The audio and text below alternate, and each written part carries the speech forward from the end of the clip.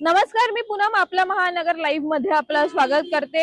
मुंबईमध्ये सकाळपासूनच जोरदार पावसाने हजेरी लावलेली आहे आणि आता हवामान खात्याकडून पुढील 3 तासासाठी अतिवृष्टीचा इशारा सुद्धा देण्यात आलेला आहे। मुंबई, ठाणे, पालघर, रायगड, सिंधुदुर्ग या जिल्ह्यांमध्ये ऑरेंज अलर्ट जो आहे तो हवामान खात्याकडून जारी करण्यात आलेला आहे। त्यामुळे नागरिकांनी अति महत्त्वाच्या कामाशिवाय घराच्या बाहेर पडू नये आणि स्वतःची काळजी घ्यावी असं आवाहन जे आहे ते हवामान खातं असो किंवा महानगरपालिकांकडून करण्यात आलेलं आहे। जर का आपण विचार करायला गेलो तर या जिल्ह्यांना ऑरेंज अलर्ट तर दिलेला आहे, त्यासोबत जर का आणखी माहिती देण्याची बाबत म्हणजे काही ठिकाणी मध्यम ते अतिवृष्टीची शक्यता सुद्धा जे हवामान खात्याकडून व्यक्त करण्यात आलेली आहे।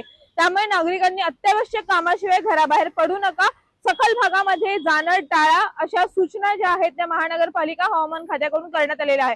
कोकण किनारपट्टीवरती मान्सून जो आहे तो पुन्हा एकदा सक्रिय झालेला आहे आणि त्यामुळे हवामान विभागाच्या अंदाजानुसार कोकण किनारपट्टीवरती मान्सून पुन्हा एकदा सक्रिय झाल्याने मुंबईसह राज्यातल्या अनेक भागामध्ये पुढील 4 ते 5 दिवस जोरदार पावसाची शक्यता आहे। विजांच्या कडकडाटासह सोसाट्यांच्या वाऱ्यासह जोरदार आणि मुसळधार पावसाचा इशारा हवामान खात्याकडून देण्यात आलेला आहे। मुंबईमध्ये जर का विचार करायला गेलो तर मुंबई मधला साकीनाका परिसर असेल, वरळी मधला सखोल भाग असेल, या ठिकाणी आता पाणी साचायला सुरुवात झालेली आहे।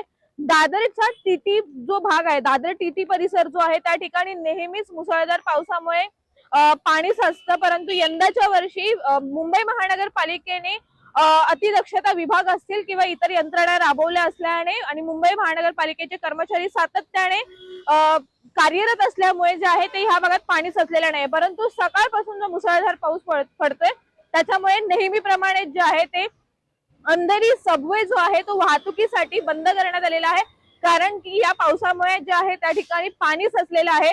त्या व्यतिरिक्त मिलन सबवे असेल तो सध्या कार्यरत आहे, परंतु जर का मालाड सबवेचा विचार करायला गेलं तर त्या ठिकाणी सुद्धा पाणी साचायला सुरुवात झाल्याने काही क्षणामध्ये तो सुद्धा बंद होऊ शकतो अशी शक्यता जी आहे ती मुंबई महानगरपालिकेकडून व्यक्त करण्यात आलेली आहे। त्या व्यतिरिक्त जर का विचार करायला गेला तर नेमका कोणत्या कोणत्या वाहतूक सेवेवरती परिणाम झालेला आहे, तर मुंबईमध्ये प्रत्येक रस्त्यांवरती जे आहे मुंबईतल्या अनेक भागांमध्ये संथ गतीने धीम्या गतीने वाहतूक सुरू आहे।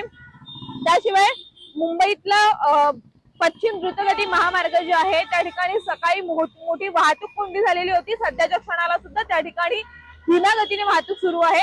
सततच्या या पावसामुळे मुंबईकरांची जीवनवाहिनी असलेल्या मुंबई लोकलची सुद्धा जर का विचार करायला गेलं तर त्या ठिकाणी सुद्धा जी वाहतूक आहे ती काही मिनिटे उशिराने सुरू आहे। 10 ते 15 मिनिटे उशिराने CSMT वरून कल्याणच्या दिशेने जाणारी वाहतूक सुरू आहे।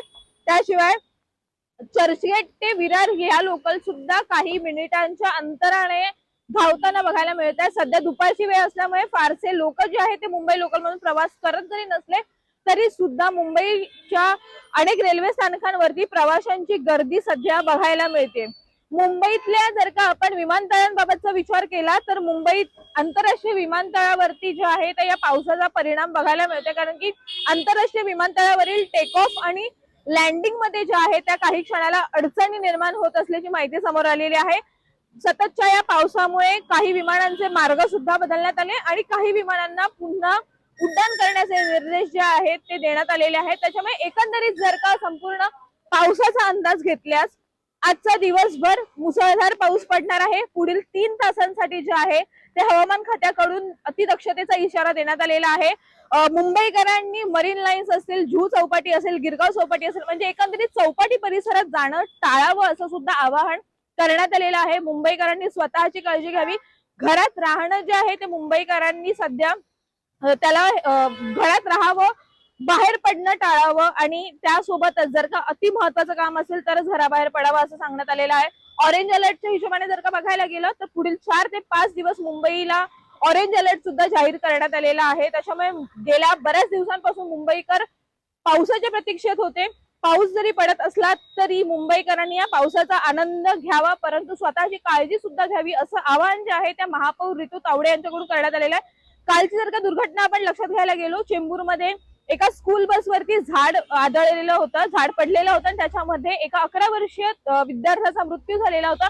त्यानंतर ज्याचा सुद्धा प्रश्न आता मोठा निर्माण झालेला आहे की मुंबईमध्ये जी असुरक्षित झाडं आहेत त्या झाडांखालून जाणं टाळावं असं आवाहन मुंबई महानगरपालिका मुंबईच्या महापौर ऋतू तावडे यांच्याकडून करण्यात आले। त्यामुळे मुंबईकरांनी पावसाचा आनंद तर नक्कीच घ्यावा, परंतु स्वतःची काळजी सुद्धा घ्यावी।